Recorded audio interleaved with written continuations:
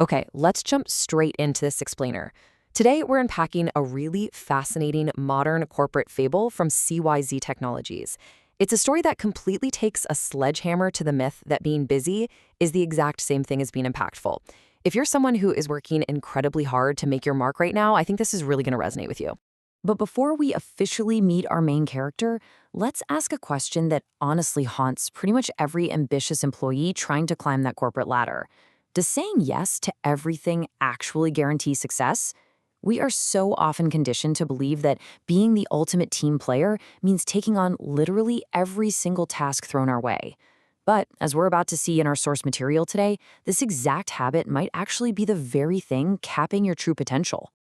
So let's get into it with Section 1, the trap of yes. We start off by looking at Rohan. He's a really hardworking engineer, and his absolute biggest dream was to become his company's fastest-growing employee. And Rohan fully believed the absolute secret to that success was just saying yes to everything. A teammate requests some help? Yes. Managers need him on different projects? Yes. Urgent presentations, company hackathons, training sessions, mentoring the interns? Yes, yes, and yes. This mindset quickly led to an overwhelmingly frantic schedule. Within just a few months, he was involved in almost every single project across the entire company. What's really interesting here is how this perfectly captures the modern illusion of productivity. Rohan's calendar was packed solid from morning to evening, his laptop was basically glued open, and his phone literally never stopped ringing. Naturally, everyone in the office really admired his hustle. They proudly called him the go-to guy for absolutely anything. And Rohan, well, he smiled proudly, totally convinced he was on the absolute fast track to the top. Which sets the stage perfectly for Section 2, the promotion paradox. As the critical 6-month mark rolled around, which was promotion season, a pretty stark contrast started to emerge between two totally different types of workers. On the left side, we've got Rohan, frantically involved everywhere, visibly busy all the time, and never saying no. But then, on the right side, we have his colleague, Dev. Dev's approach was the exact polar opposite. He would politely decline requests just to protect his bandwidth, choosing to focus on only one important project at a time. This approach was actually so countercultural in their office that people literally whispered that Dev just wasn't ambitious. But then, the promotion results were announced, 12. Despite Rohan confidently boasting to his director that he had worked on a staggering 12 projects, he didn't get it. It wasn't Rohan who got the nod. It was actually the quiet, hyper-focused Dev who secured the promotion. As you can imagine, Rohan was totally confused and honestly, pretty frustrated. I mean, how could the guy working on 12 different projects be passed over? A completely bewildered Rohan actually went and demanded answers from his director. And the director countered with this massive, total mic drop question that just stopped Rohan dead in his tracks. Which one became exceptional because of you? I mean, just let that sink in for a second. The director wasn't denying the 12 projects, but he zeroed right in on the actual impact and the absolute quality of Rohan's presence. The hard reality was that by spreading himself entirely too thin across the company, Rohan's attention was fundamentally divided. Sure, he had started a ton of things, but he completed very few of them. And because he was everywhere all at once, his work was honestly only average.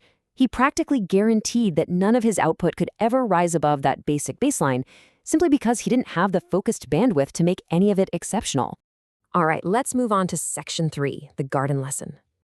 To help Rohan really, truly visualize his mistake, the director actually took him out to the office garden for a masterclass in effort allocation. He pointed out two very different types of gardeners. The first gardener is watering every single plant in sight, but only for a few seconds each, just a quick spray. The second gardener, though, is watering only a handful of trees, but is watering them deeply. This is a perfect physical mirror of Rohan's shallow, widespread effort versus Dev's deeply concentrated focus. Now, tracking this over a 1-month timeline, the director pretty much mathematically proved his point. On day 1, the gardeners applied their totally different watering methods. Just 1 month later, that first garden, where every plant got just a tiny bit of water, looked completely dry. But the second garden, where just a few trees were watered really deeply, it was beautifully green and just full of life.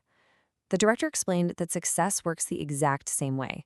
Spread your effort everywhere, and nothing is truly going to grow. Which naturally brings us to Section 4, doing what matters most. That single afternoon in the garden profoundly changed Rohan. It basically forced him to entirely abandon his whole hustle culture mindset.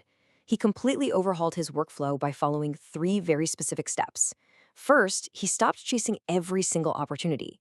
Second, he deliberately chose fewer responsibilities. And third, he made sure to execute those chosen responsibilities with absolute excellence.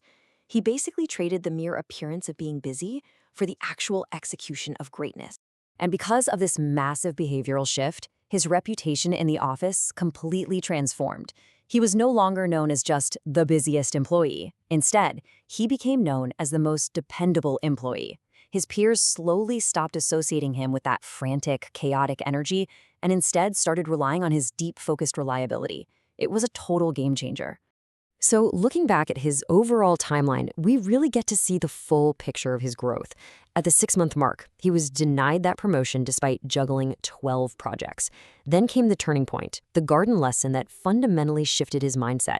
And finally, 1 year later, Rohan earned the exact promotion he had once desperately wanted. And he did it not by doing more, but by doing the right things exceptionally well. This whole story really distills everything we've looked at today into one highly actionable philosophy for your own career growth. If you water every plant, none will truly flourish. Focus your time and energy on what matters most, and excellence will follow. As we wrap up this explainer today, I want you to take a really hard look at your own calendar. Look at your meetings, your project list, your daily tasks, and ask yourself this final, absolutely vital question. Are you watering every plant, or are you growing what matters?